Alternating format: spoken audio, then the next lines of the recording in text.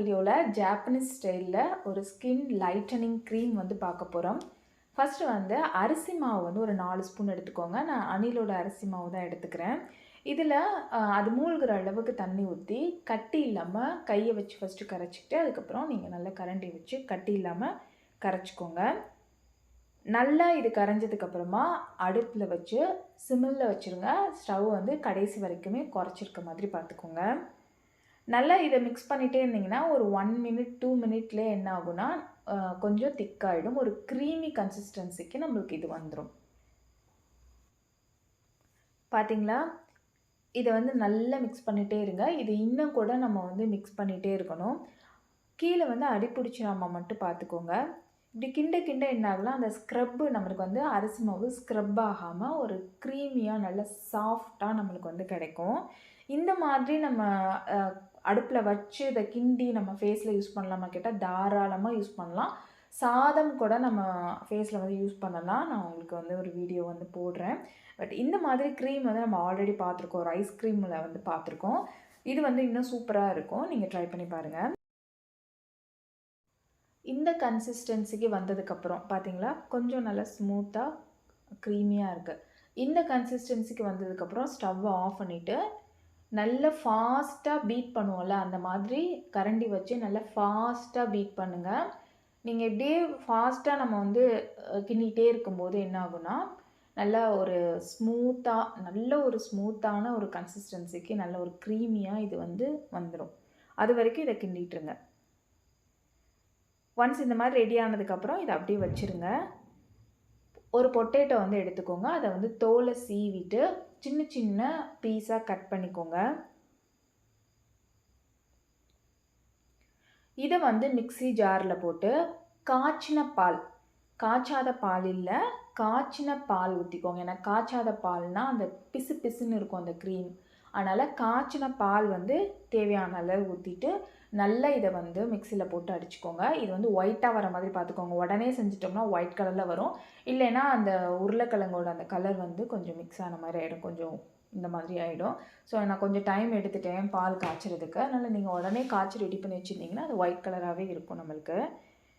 நல்லா போட்டு அரைச்சிட்டு அதோட பியூரியை மட்டும் இதில் ஊற்றிட்டு திரும்பியும் அந்த கரண்டி வச்சு நல்லா பீட் பண்ணிக்கோங்க. பீட் பண்ணிகிட்டே இருக்கும்போது ஒரு க்ரீமி கன்சிஸ்டன்சிக்கு இது சேஞ்ச் ஆகிடும். செம்ம சாஃப்டாக ஸ்மூத்தாக இருக்கும் இந்த க்ரீமு. அதுக்கப்புறம் இதை வந்து ஒரு கண்டெய்னரில் போட்டு வச்சுக்கோங்க.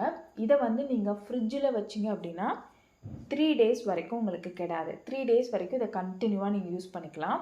வீக்லி 1 டைம் நீங்கள் செஞ்சு வச்சுட்டு 3 டேஸ் யூஸ் பண்ணிவிட்டு திரும்பி வீக்லி 1 டைம் செஞ்சு வச்சுட்டு 3 டேஸ் யூஸ் பண்ணலாம். இப்படி நீங்கள் யூஸ் பண்ணிட்டு வந்தாலே ஸ்கின்னில் வந்து சூப்பரான ஒரு ரிசல்ட் வந்து உங்களால் பார்க்க முடியும். இதை நீங்கள் ஃபுல் பாடிக்குமே யூஸ் பண்ணிக்கலாம். நீங்கள் வந்து குளிக்க போகும்போது நல்லா ஃபேஸ்லேருந்து உள்ளங்கால் வரைக்கும் நல்லா அப்ளை பண்ணிவிட்டு ஒரு 10 மினிட்ஸ் வச்சுருந்துட்டு நீங்கள் வாஷ் பண்ணலாம். இந்த க்ரீம் வந்து ஓவர் நைட் வச்சுருக்க க்ரீம் கிடையாது. 1 மணி நேரம் 2 மணி நேரம் வச்சுருந்துட்டு வாஷ் பண்ணுற மாதிரியான க்ரீம் தான் இது. இப்போ பாருங்கள், நான் வந்து என்னோடய கையில் வந்து நான் யூஸ் பண்ணி காட்டுறேன்.